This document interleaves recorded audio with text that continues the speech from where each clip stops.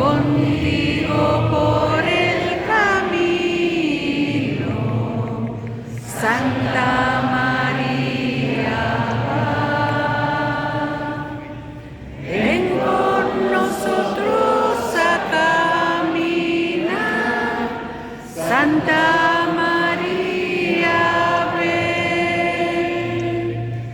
ven con nosotros a caminar, Santa María,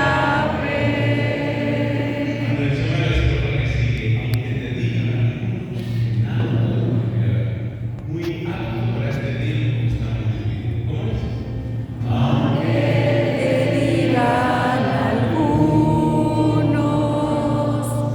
que nada puedes cambiar, lucha por un mundo nuevo, lucha por la verdad. Ven con nosotros a caminar, Santa María, ven con nosotros a caminar, Santa María, Dios te salve María, llena de gracia al Señor es contigo, bendita tú eres entre todas las mujeres y bendito es el fruto de tu vientre Jesús. Santa María, Madre de Dios, ruega por nosotros pecadores, ahora y en la hora de nuestra muerte. Amén. En nombre del Padre, del Hijo y del Espíritu Santo. Amén. Siéntense, mis hermanos, por favor. La renovación carismática católica es un don, es un regalo de amor de Dios para la Iglesia. Y ese regalo hay que ponerlo a trabajar. Por ahí empezábamos nuestra reflexión en la predicación anterior. La gran diferencia entre los regalos, los dones terrenales y los dones celestiales es que los dones terrenales, si los entregas, se empobrecen. En cambio, los dones celestiales, cuando los entregas, cuando los pones a trabajar, crecen. Recibes la caridad, pones a trabajar el don de la caridad, crece la caridad. Es una caridad maravillosa que la debemos tener muy presente. Y por eso, en la predicación pasada nos preguntábamos qué tiene para dar la renovación carismática a la familia hoy. Y hemos hecho una lista. Empezamos despacito, fuimos acelerando, pero vimos bien fracaso. Ahora vamos a hacer lo mismo, pero pensando en otra realidad que a todos también nos toca, y es la realidad de la Iglesia. No vemos la Iglesia por descontada. La Iglesia, como madre, nos da tanto, pero también como madre nos necesita. Tú piensas, por ejemplo, en tu mamita, en tu mamá, y piensa todo lo que una mamá le da al hogar. Pero piensa también, por favor, que tú tienes un deber con esa madre. Esa madre que a veces nos parece tan enferma, poco atractiva, herida. Decía el escritor de la carta, por allá a la altura del siglo XIV, decía que la Iglesia parecía como una anciana leprosa, pero sigue siendo mi madre. Y es necesario pensar que si descuidamos el manantial, si descuidamos a la madre que es la Iglesia, salimos perdiendo todos. Nosotros, como renovación carismática, ¿qué tenemos que darle? ¿Qué tenemos para darle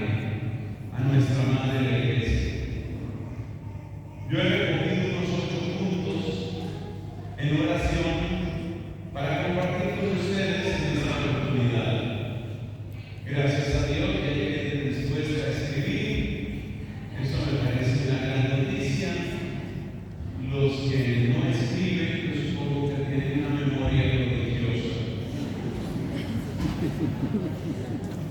Primero, la renovación carismática nos ha acostumbrado sanamente, providencialmente, nos ha acostumbrado a lo que se llama en teología la primacía de la gracia. ¿Qué significa esa expresión? Primacía de la gracia.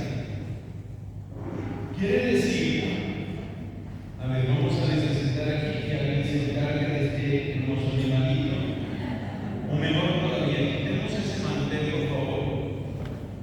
Gracias, porque el mantel es lo que tiene interesado al animalito.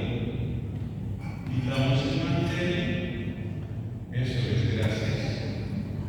¿Qué significa la primacía de la gracia? Quiere decir que la salvación, el don de Dios llega a nosotros, a todos nosotros, como un regalo. Es decir, que cada uno de nosotros ha sido y es destinatario de un amor de regalo. La definición antropológica más sencilla de la gracia de Dios es esa: un amor de regalo, amor de Dios que se regala, que se da. ¿Y por qué Dios regala su amor? Porque ninguno de nosotros, hermanos, ninguno podría adquirir ese amor, ninguno podría alcanzar ese amor con los propios méritos. Nada que nosotros hagamos puede alcanzar el nivel de la gracia. Hay una distancia inabarcable, una distancia infinita entre el don de la gracia, es decir, la amistad y comunión con Dios, y nuestra condición de criaturas y mucho más de pecadores. Entonces, la primacía de la gracia, ¿qué significa? Es el recordatorio de que todos somos pecadores, pero que también todos somos esperanzadamente llamados a la conversión, a la bendición y a la santidad. ¿Y por qué eso es tan importante? Porque entre las varias enfermedades que padece nuestra Iglesia Católica hoy, hay una que nos duele muchísimo y que creo que ya la mencioné en nuestra conferencia anterior en la introducción, y se llama polarización. La polarización es una tensión prácticamente irreconciliable entre distintos grupos dentro de la Iglesia. La polarización prácticamente nos fragmenta, nos fractura, nos divide. Polarización que se muestra de muchas maneras. Por ejemplo, desde el punto de vista litúrgico, estamos viviendo una polarización muy fuerte en algunos sectores. Hay personas que hablan con desprecio del modo de celebrar la misa después del Concilio Vaticano II. Lo que se llama, en el lenguaje de la Iglesia, el novus ordo. El novus ordo es la manera como celebramos la misa en la inmensa mayoría de las parroquias y capillas.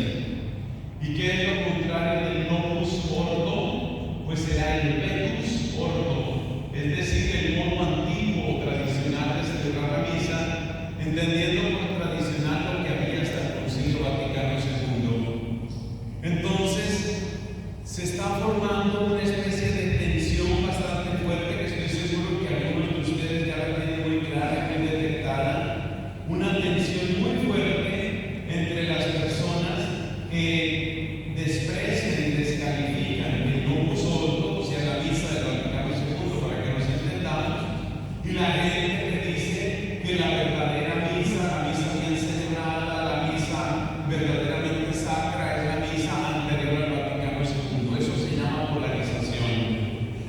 Le voy a dar otro ejemplo de polarización para que veamos por qué es tan importante el papel de la renovación carismática en todo esto y la tarea que nosotros tenemos.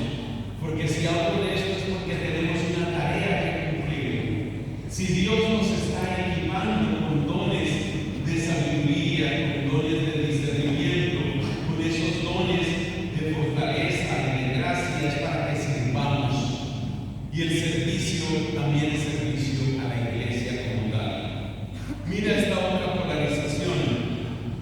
Algunas personas están oponiendo la iglesia del pueblo o la iglesia de los pobres a la iglesia como institución, a la iglesia como tradición, a la iglesia como jerarquía. Algunos pretenden oponer una especie de iglesia popular versus iglesia jerárquica. Ayer, por ejemplo, un portal que se dice católico, yo no lo recomiendo, ni voy a dar aquí su nombre, sacaba una lista de anhelos de un cierto sacerdote. La expresión era los sueños de un sacerdote por allá de otro país, no ni de aquí ni de mi país. Y este sacerdote, entre sus anhelos, decía que las catedrales se vuelvan museos para que sepamos lo que nunca debe repetir la iglesia. Imagínense eso. O sea, diciendo que toda esa arquitectura y toda esa expresión de la grandeza divina es algo así como una especie de recargo, de insulto a la sencillez del Evangelio. A estas alturas de la vida hay sacerdotes que piensan así. Entonces se van contra el arte cristiano tradicional, contra el arte católico tradicional, contra la arquitectura, contra el gregoriano, contra la polifonía, se van en contra de todo eso. Otros a su vez consideran que el latín y todo lo que había antes hay que superarlo completamente porque hay que ser una iglesia popular, una iglesia que está con los más sencillos, con los más pobres, y para ellos pues esa manera de estar con los más sencillos y pobres es descalificando lo que había antes. Estas son polarizaciones muy fuertes que se están dando en la iglesia, polarizaciones que no nos hacen ningún bien y que van directamente en contra de la solemnidad de Cristo y el deseo de Cristo, porque la oración de Cristo, tal como aparece en el capítulo 17 de San Juan, es que todos sean uno. Pero ¿qué sucede? Sucede que en esas divisiones, de las cuales yo podría dar más ejemplos, en esas tensiones y divisiones, muy posiblemente lo que está aconteciendo es que tanto unos como otros tienen una parte de verdad. Pero cuando yo tengo una parte de verdad y me aferro a ella de una manera prácticamente idolátrica y se me empieza a inflar el ego, ahí está el desastre. Porque ya se convierte en una pelea de egos, que yo no me quiero dejar vencer por nadie, que yo ya no quiero que me convenzan de nada, que ya el objetivo se convierte en más bien aplastar al adversario o imponer a la fuerza lo que a mí me parece. En este ambiente que tal vez es desconocido para muchos católicos, pero que muchos más lo estamos padeciendo, en este ambiente, ¿qué tenemos que decir nosotros? Los que tenemos una corriente de gracia, los que hemos conocido una corriente de gracia. Pues ese es el primer punto que estoy hablando. Nosotros tenemos que subrayar la primacía de la gracia, porque cuando tú subrayas la primacía de la gracia, subrayas la doble realidad de que por una parte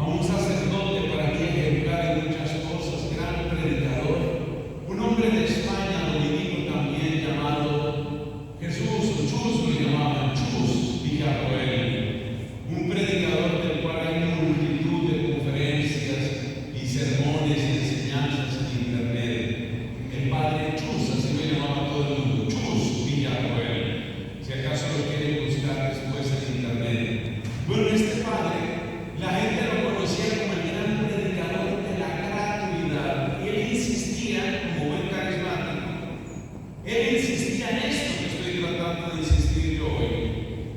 Porque en la medida en que tienes claro que todo lo que eres, lo eres por la gracia de Dios, estás reconociendo al mismo tiempo que eres un pecador, una pecadora necesitada de Dios. Y ya eso baja la cabeza, ya eso humilla el ego. Pero luego también reconocer que tú eres tan depositario del amor de Dios como la otra persona. Y eso significa que tú tienes derecho a ser escuchado, tú tienes derecho a ser escuchada, y yo también. Y eso crea un ambiente distinto en la iglesia. Y ese ambiente nosotros, hermanos, nosotros lo podemos ayudar a construir con una actitud de profunda convicción de la gracia, como les decía y predicaba el padre Villarroel. Ese es el primer regalo que la renovación carismática tiene para la iglesia. Hermanos, yo conocí la renovación carismática hace 50 años, literalmente, por la altura de 1973-74. Sí, algunos hacen cara como diciendo, los entiendo perfectamente. Pues yo les quiero decir que en 50 años, muy poco he oído predicar sobre el servicio de la renovación a la iglesia.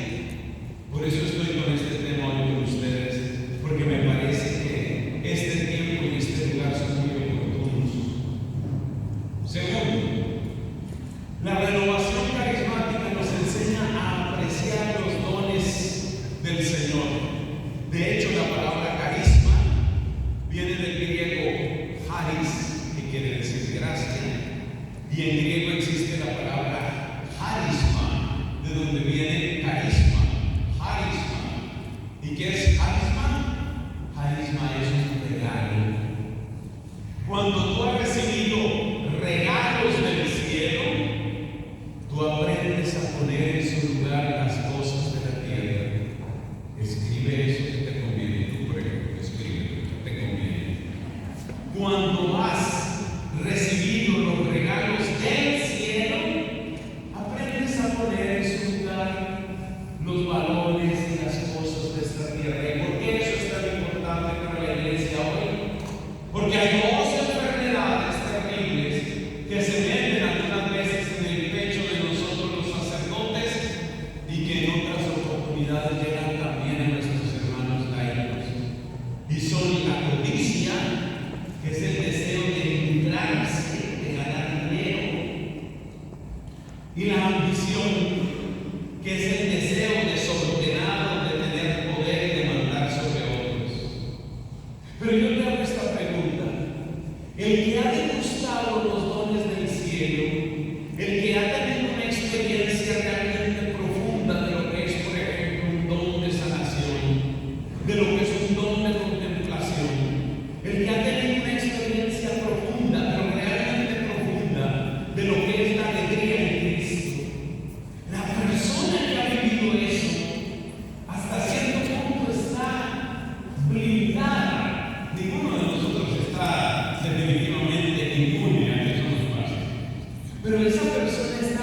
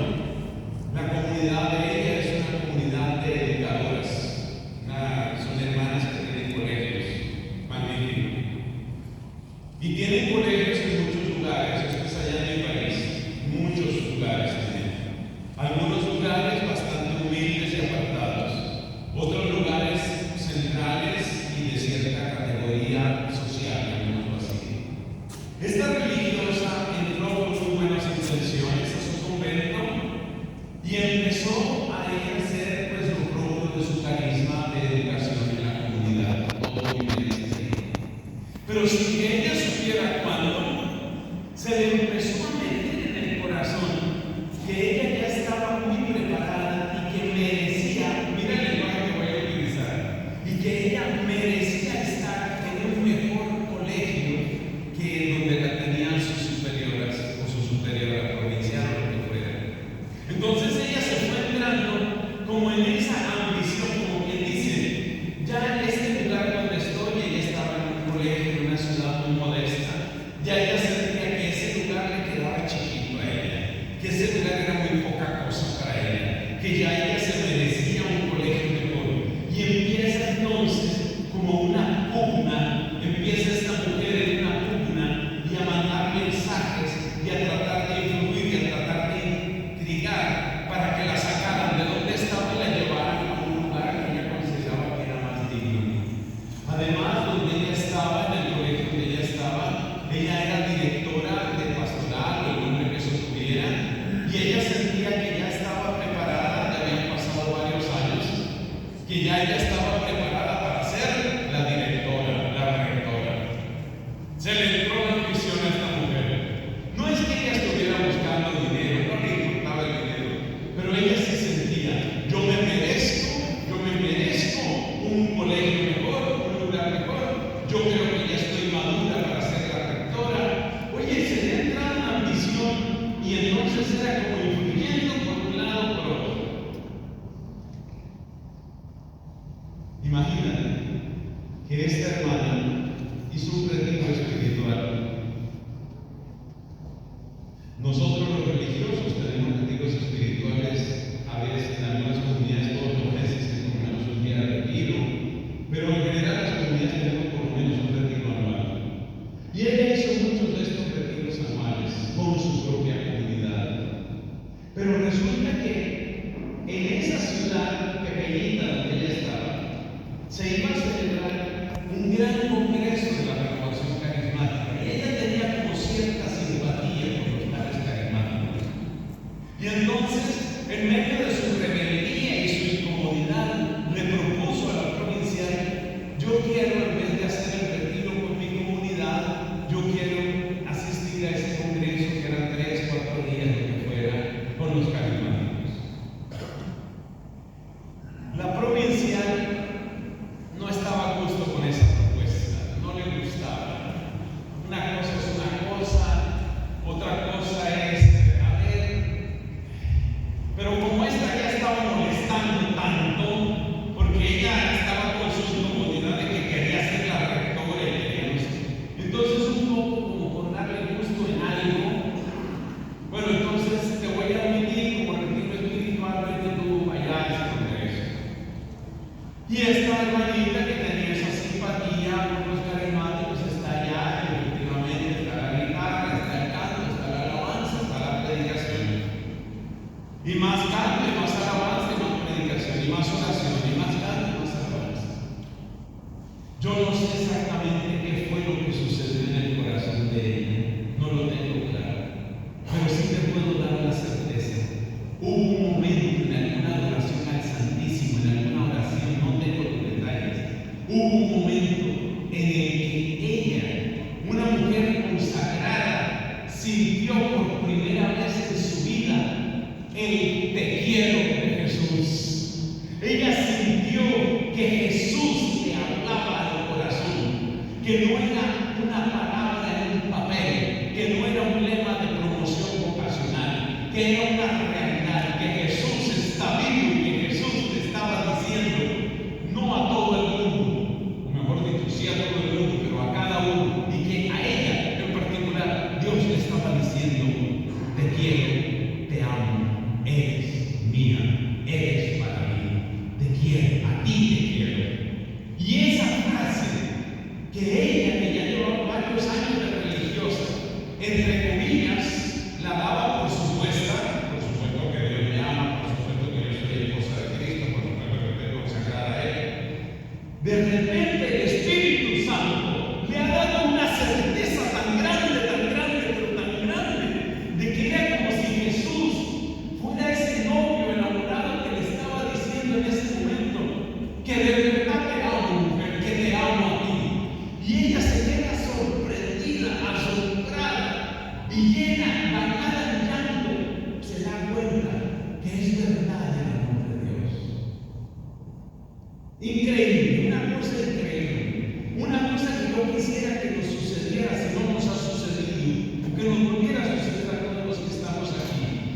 uno dice muchas frases, sí, Dios nos ama, que ya lo sé, hombre, que ya lo sé.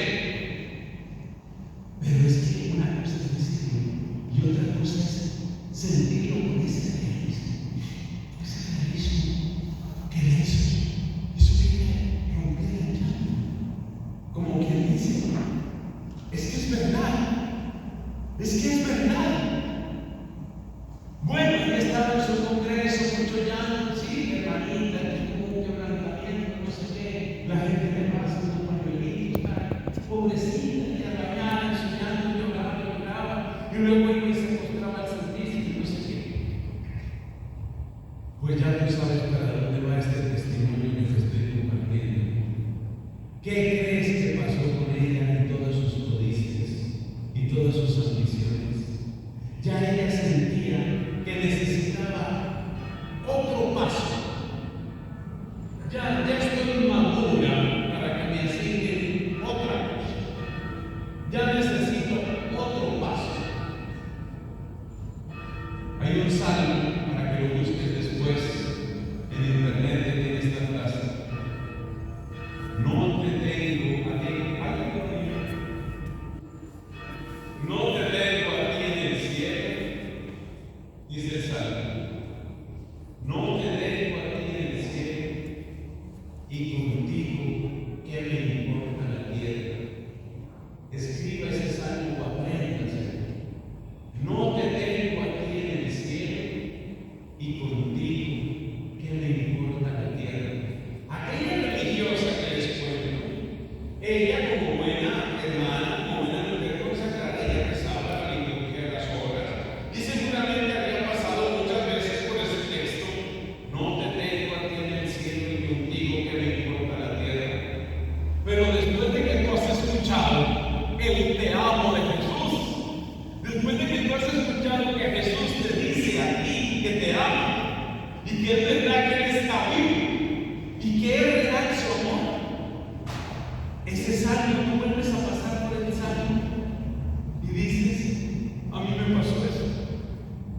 Entonces ya no es un salmo de hace 3.000 años, más o menos hace 3.000 años que yo traiga la Biblia. Ya no es un salmo de hace 3.000 años, o 2.800, o los que sean, porque sabemos que el libro de los salmos tuvo varias manos. Ya no es un texto de hace 2.000 años, ni 3.000 años. Es un texto que se hace realidad. Y cuando la persona siente eso, no solamente deja la ambición, sino que más bien siente desconfianza de sus antiguas ambiciones. ¿En qué sentido? En que antes, para ella, era una meta, ¿no? Tengo que ascender, que me saquen de este pueblito y me lleven a la capital, que lleven allá al centro. Como esto es en Colombia, entonces yo dirija el gran colegio en Bogotá, el colegio de Bogotá, capital, la dirige. Tanto la cambió esa experiencia, que ella ya no solo quedó libre de esa ambición, sino que empezó a desconfiar de esa ambición. ¿En qué sentido? Que ella pensó: ¿y si realmente me cambiaran y me llevaran para allá? ¿Qué va a pasar con mi consagración? ¿Qué va a pasar con mi unión con Cristo si yo estoy allá simplemente regodeándome en el gusto de mandar y en el placer del poder? Y ahora yo te digo una cosa, hermanos amados de mi amada renovación: ¿no creen ustedes que nosotros, ustedes y yo, tenemos que ser los testigos de lo que Dios hace cuando nos sacia? Cuando nos sacia. Y el que está saciado del amor de Dios queda libre de ambiciones, de codicias, y no entra en esas batallas estériles que tantas veces se dan en la iglesia y fuera de la iglesia. Ellos tengo que abrir un paso, tomarlos y como sea, pero ascender. Por eso nos han dicho varios papas, no solo Francisco, sino varios papas nos han dicho, especialmente a nosotros los sacerdotes: cuidado con poner todo tu corazón en una carrera, es decir, ascender.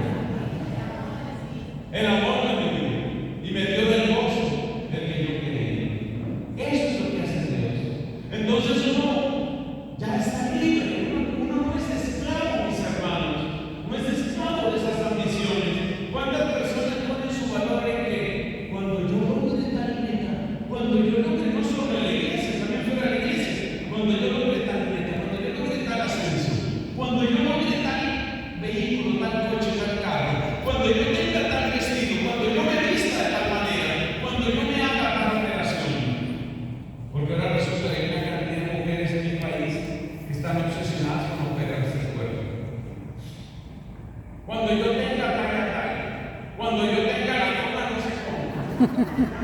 Entonces por fin seré. Nosotros no sufrimos eso. Si tú conoces lo que eres del cielo, sí, pues digamos, uno tiene que vestirse de una manera decente, tiene que arreglarse un poco, por lo menos para no asustar, andar asustado. Pero ya, esa obsesión porque tengo que tener el cuerpo perfecto, la cara perfecta, el gusto perfecto. En mi país ya se ha muerto un poco de gente mandando a soltar. Qué tristeza, desde hace unos años se murió una muchacha. Tú miras las fotos, oye, que era una chica lindísima, pero es que a ella no le bastaba ser lindísima, ella tenía que ser perfecta. ¿Y cuántos años creía ella que iba a ser perfecta de nuevo? Ella tenía que ser perfecta.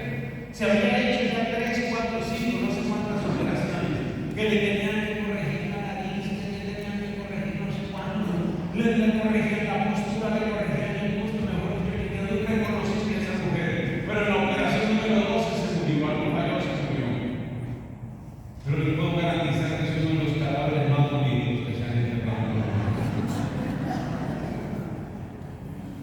Entonces, nosotros como Renovación Carismática tenemos que recordarle al mundo y tenemos que recordarle a la iglesia dónde están los verdaderos bienes. Aprende a gozarte en Dios, aprende a gozarte en su amor y verás cómo le pones a cada cosa la pones en su sitio. Tercer regalo. Hermanos, nosotros tenemos que recordarle a la iglesia con amor que el Evangelio es buena noticia. Decía el Papa Benedicto,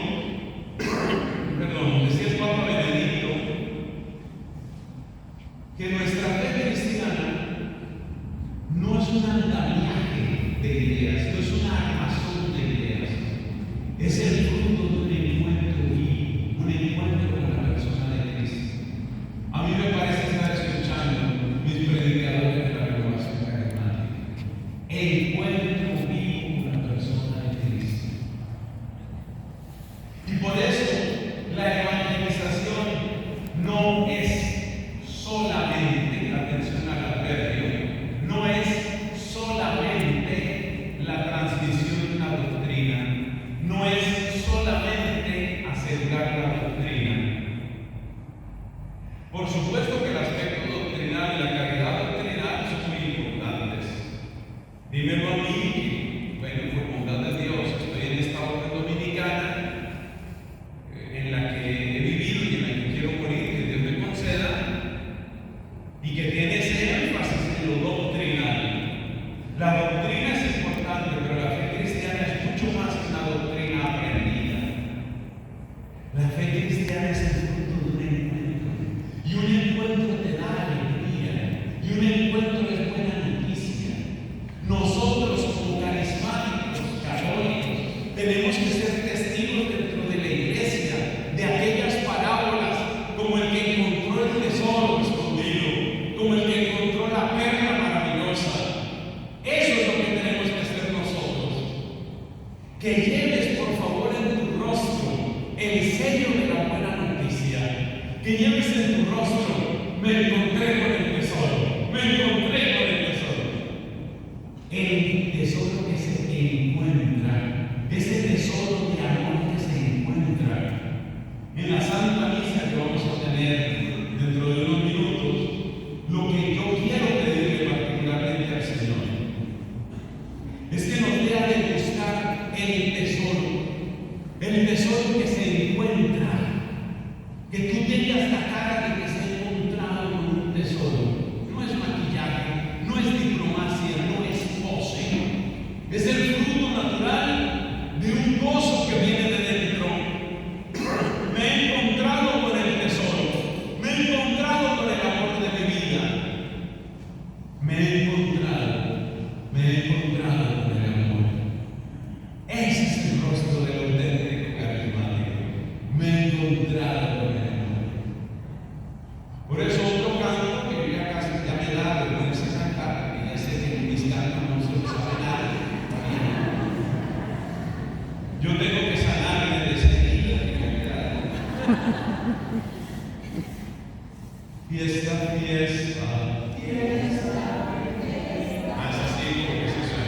Fiesta, fiesta, fiesta, aleluya, cantaremos en la iglesia ya me encuentro con Jesús. A mí me gustan esos cantos carismáticos, viejos, cantos viejos, pero el problema de los cantos carismáticos es que los jóvenes no se lo aprendieron y los viejos no los cantan para que no los identifiquen como viejos. El problema que tenemos con esos cantos. Entonces, no es que uno no sufra, no es que uno no tenga pruebas y tentaciones, no es que uno no se encuentre con traiciones y vacío, sino que uno sabe que por encima de todo eso, Jesús es el Señor. Ay, gracias, Señor. Jesús es el Señor. Alábalo que vive. Alábalo, alábalo, alábalo que vive. Alábalo, alábalo, alábalo que vive. Eso, mis hermanos. Entonces nosotros tenemos que recordar la buena noticia. Tenemos que recordar que hay alegría en el Señor. Tenemos que recordar que nos hemos encontrado con el tesoro. Porque hay gente que quiere evangelizar pero con la cara áspera. Vengo a contarte la buena noticia. Uno no sabe si le van a cobrar los impuestos, si lo van a llevar a la cárcel o qué. No, que es la buena noticia. Nosotros, hermanos, dentro de la iglesia hoy, tenemos que devolverle a la fe lo esencial. Lo esencial. Hay personas que están discutiendo demasiado temas que no son de la máxima importancia. Yo he conocido gente que clasifica a los sacerdotes entre sacerdotes que se bañan con sotana y sacerdotes que se bañan con la sotana, y sacerdotes que no usan la sotana, y sacerdotes que se ponen la sotana en ese baño. No, que se bañen con sotana. Entonces, si es de los sacerdotes de sotana permanente, ese sí es infiel. Si se quita de ese manto del hábito la sotana, si no lo utiliza, va a haber reto. Yo veo el bien que tiene el vestido clerical, pero que hagamos depender todo de eso. Tampoco. Entonces, el buen carismático sabe recordar y contestar lo esencial de la fe. Cuando abundan las discusiones sobre diversos temas, no todos son de la misma importancia. Hay que volver a la verdad fundamental de que hay un Señor que salva, que hay uno que está dispuesto a meter las manos en el agua para sacarte porque te estás ahogando. Sí, bendito sea Dios, si sabe rezar en latín, yo también, no soy profesor de latín, disculpas. Todos los días yo publico el Evangelio en latín, español y griego. Cuando me vienen los fanáticos del latín, yo les digo, mira, más bien vamos con mi griego, que es anterior al latín. Padre Jerónimo, entonces, cuando me sale asteto, todo lo más uno. El reto se va a hacer ella su. Y en el reto, todo el más uno, se dura loca y que es. Ese es el Padre nuestro en su lengua original. A mí no me vas a impresionar con tu latín. Pater nostro, tu esercere, santificete nomen tuum. Adveniat regnum tuum, fiat voluntas tua. No tengo problema. ¿Prefieres inglés? Our Father who art in heaven, hallowed be thy name. Thy kingdom come. No hay problema.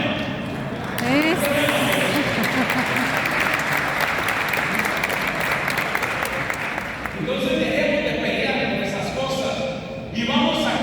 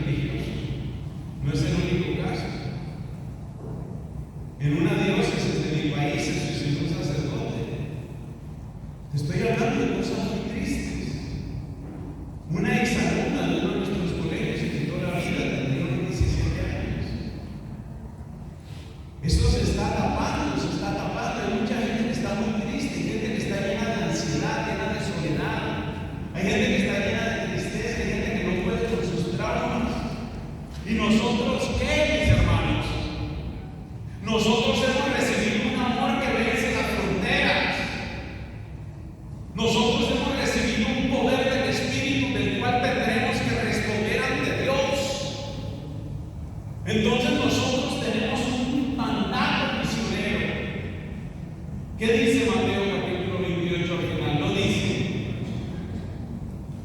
si les parece, si les gusta y si les suena, dense una vuelta a ver si recogen discípulos. ¿Dijo así Cristo? No. Dijo, vayan. Y hagan Mandad, vayan, denuncien la buena noticia. Y eso es lo que estamos tratando de hacer algunos, seguramente con errores. Cuando llegué a Seúl para una jornada de predicación, tanto en la capital como en algún lugar de la montaña allá en Corea del Sur, yo me quedaba admirado. Yo decía, Señor, tú haces todo. ¿Qué hago yo en esta época? ¿Qué hago yo en este país?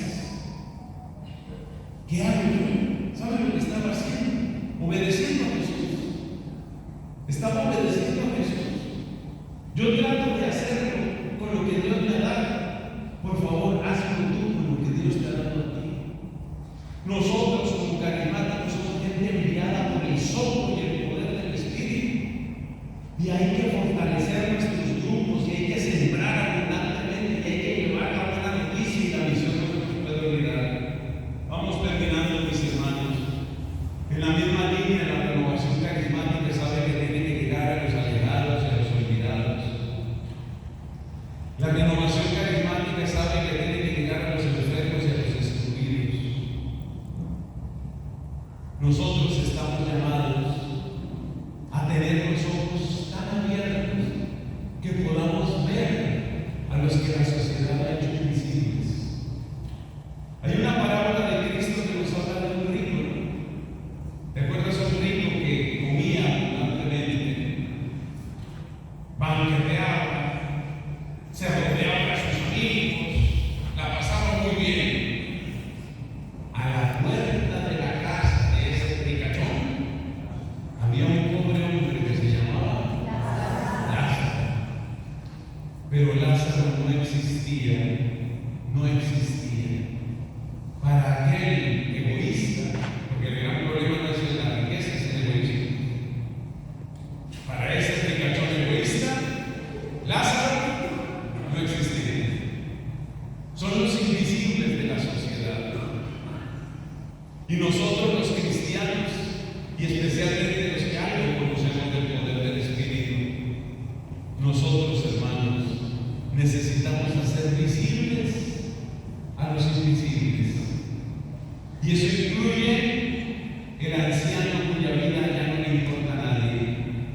Eso incluye el bebé que no ha nacido y como no puede gritar, no vale nada. Eso incluye el obrero explotado. Eso incluye el campesino que está llorando desesperado porque el mal clima le dañó la cosecha y no sabe cómo va a pagar el crédito que se endeudó. Nosotros estamos llamados a tener los ojos abiertos para todas esas personas que son invisibles para el mundo. Son destinatarios de la buena nueva. La próxima vez que ustedes estén en un transporte público, en un micro, o si va a estar en Buenos Aires en el famoso subte, si ustedes cuando estén en un lugar así, hagan este ejercicio. Este se lo aprendí a mi mamá, que Dios la tenga en la gloria. Mi mamá, que siempre fue muy discreta, ella se sentaba así, por ejemplo, en el micro. Esta escena me tocó varias veces a mí. Y ella miraba a la gente que estaba ahí. Y con mucha frecuencia hacía oración por alguien. Esto lo he contado también varias veces. Ella se fijaba, por ejemplo, alguna muchacha que estaba ahí con su mirada triste, deprimida, su mirada así. Mi mamá ni siquiera le hablaba, a veces la gente no está para que le hable, bueno, no se daba la ocasión. Pero tenía esa mirada, tenía esa atención. Está sufriendo, esa muchacha está sufriendo. En algunas ocasiones, cuando estaba así en la iglesia, que la gente estaba visitando al Santísimo, ella se encontraba con una persona que estaba muy triste, hombre o mujer que estaba llorando. Ahí sí se acercaba. Le hablaba con cariño, no sé qué estás viviendo, voy a hacer una oración contigo.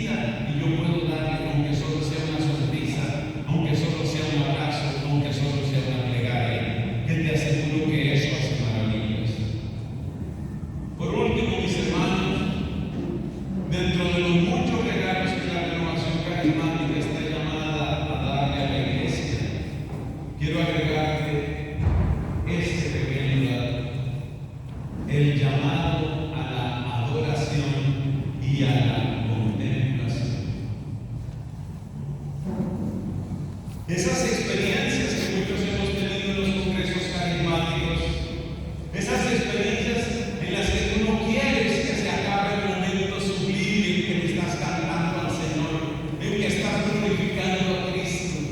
¿Tú sabes lo que es eso? Es el comienzo de la contemplación, es la fascinación por Dios. Nosotros los carismáticos tenemos que recordarle a la iglesia y al mundo entero que uno se puede fascinar por Dios, que Dios es fascinante, que Dios es bello, que Dios es santo, que Dios es grande, que vale la pena entregarse completamente a Él. Además, el entrenamiento que tú tengas en contemplación mientras estás en la tierra te va a servir para toda la eternidad. ¿O qué crees tú que vas a hacer en el cielo? ¿Qué lugar tan terrible será el cielo para los que no amen la adoración y la contemplación? Entonces, ese gusto por la alabanza, ese gusto por estar con Dios, ese gusto por amarle a Dios, ese gusto por piropearle a Dios, por decirle cosas bellas a Dios, ese gusto por decirle: tú eres mi amor, eres mi vida, eres mi alegría, eres mi dulzura, Jesús te amo, Señor y Padre Celestial, qué bello ser tu hijo, qué bello ser tu hija.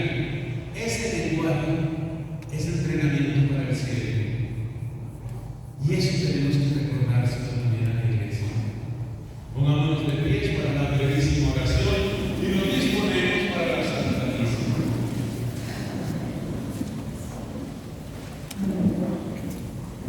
Había una canción que los griegos no cantarán, ¿sabemos por qué?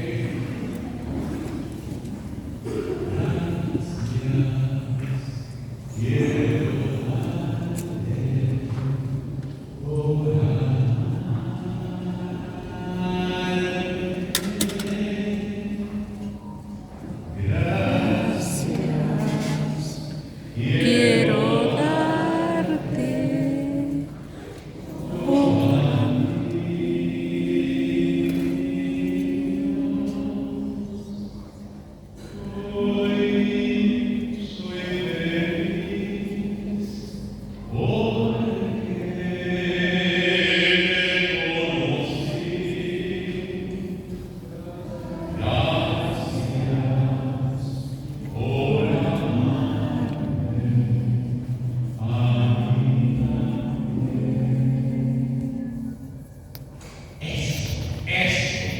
Corazones agradecidos, corazones felices, corazones amados, corazones misioneros.